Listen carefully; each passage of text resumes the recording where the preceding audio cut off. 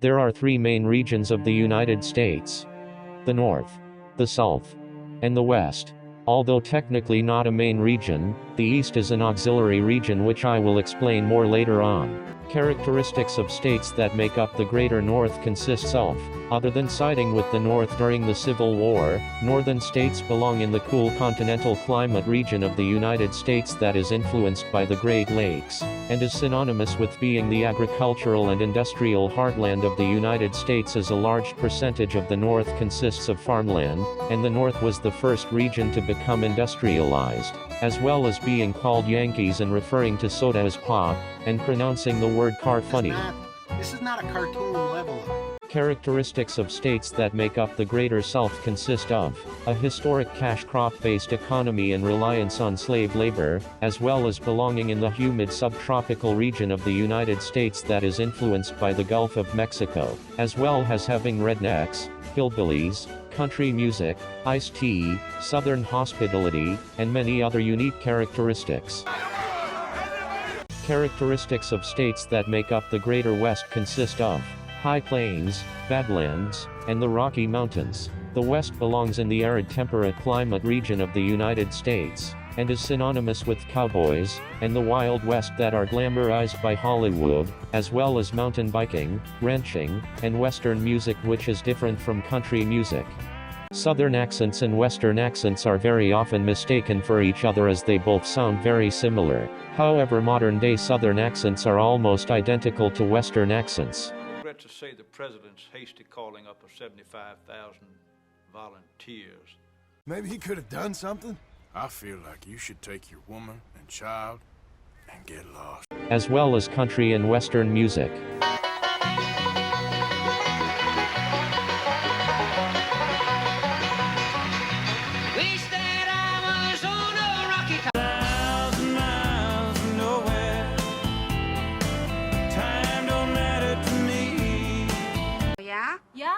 Yeah, is that useful to you? Oh, you betcha, yeah. Each of the three main regions are made up of an inner sub-region, as well as hybrid sub-regions, which make up the border between the three main regions. Hybrid sub-regions contain states that belong to more than one region. An example of a hybrid sub-region state is Kentucky, that is both northern and southern, and thus makes up the border region between the two regions. An inner sub-region contains states that belong to only one of the three main regions. An example of an inner region state is Iowa, that only belongs to the north region, as it is not bordering a state from an inner region of either the south or the west. The East is not a hybrid subregion, as these states do not divide regions, unlike states that border the north and the south and the states that border the west. However, the East makes up the eastern sub-regions of both the North and the South. Some may classify the East as its own region, as it is separated from the rest of the North and the South by the Appalachian Mountains, and were a part of the original 13 colonies. However, it cannot be considered a main region, as the North and South divide first started in the East, which is why it is an auxiliary region. The states of the East consist of New England, New York, Pennsylvania, and New Jersey, which make up the eastern subregion of the North. Florida, Georgia, South Carolina, North Carolina, and Virginia, which make up the eastern subregion of the South, as well as Delaware, Maryland, and West Virginia, which make up the eastern subregion of both the North and the South. States in the northeastern region are just as northern as the states in the inner north. States in the southeastern region are just as southern as states in the inner south. However, states in the northeast do not comprise the inner north, as they are half northern and half eastern, similar to the states that are half northern and half southern, and the states that are half northern and half western. The same applies to the southeastern states as well. Again, this is why the East is constituted as an auxiliary region, unlike the hybrid regions, as it does not divide two main regions. It merely exists in the regions of the Greater North and the Greater South. The inner north is comprised of Ohio, Michigan, Indiana, Wisconsin, Illinois, Minnesota, and Iowa, as well as the eastern north. These states do not border any states from both the inner west and the inner south, including the eastern south. The inner south is comprised of Alabama, Tennessee, Mississippi, Arkansas, and Louisiana, as well as the eastern south. These states do not border any states from both the inner west and the inner north, including the eastern north. The inner west is comprised of California, Oregon, Washington, Nevada, Idaho, Utah, Arizona, New Mexico, Colorado, Wyoming, and Montana. These states do not border any states from the inner north or the inner south. There are 3 hybrid subregions which consist of the Midlands or the Borderlands, which were slave states that sided with the North during the Civil War, and effectively acted as a buffer zone between the 2 regions. These states consist of Delaware, Maryland, West Virginia, Kentucky, Missouri, and Kansas. And the central subregions, which are divided into the North Central subregion that divides the North and the West. These states consist of North Dakota, South Dakota, Nebraska, and Kansas. And the South Central subregion, which divides the South and the West. These states consist of Texas, Oklahoma, and Kansas. These states separate the North and the South from the West because they are where the damp and humid low plains of the North and the South meet the dry high plains and badlands of the West. The western part of these states are more similar to the western states than they are to the northern and southern states culturally, economically, and geographically, and vice versa, with the eastern part of these states being more similar to the northern and southern states than to the western states.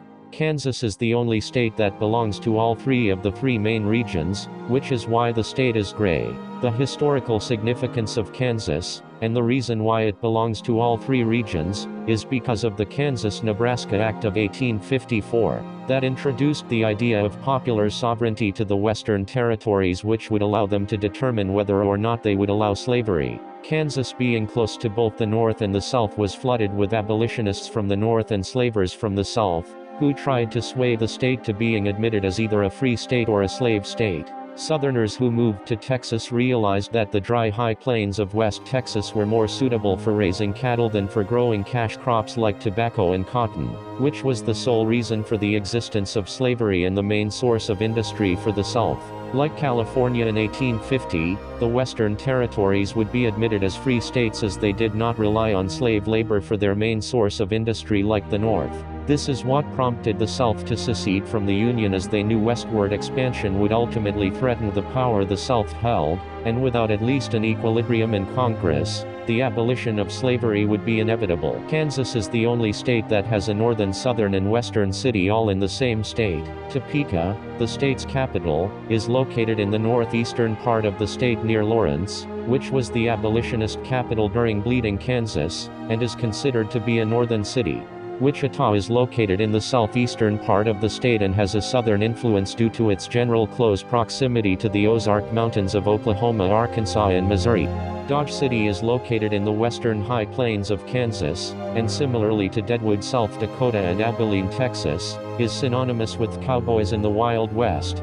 The reason why it is important to understand the regions of the United States is because many people are ignorant and don't understand the cultural differences and similarities that the states have.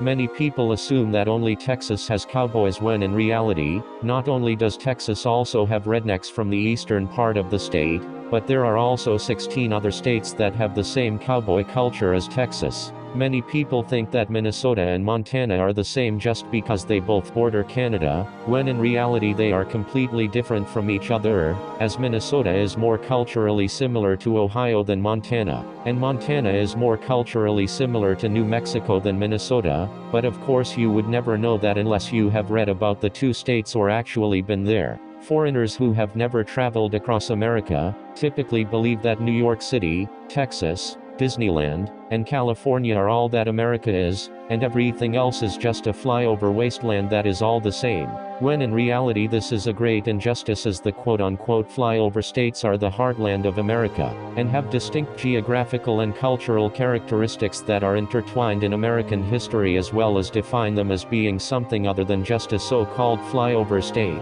Anyways, thanks for watching. I am not sure how this video will be received, as I believe I am the only person to publish this particular theory on American regions. This video took me about a week to make, and I would appreciate it if you took 1 second to press the like button, as it would mean a lot.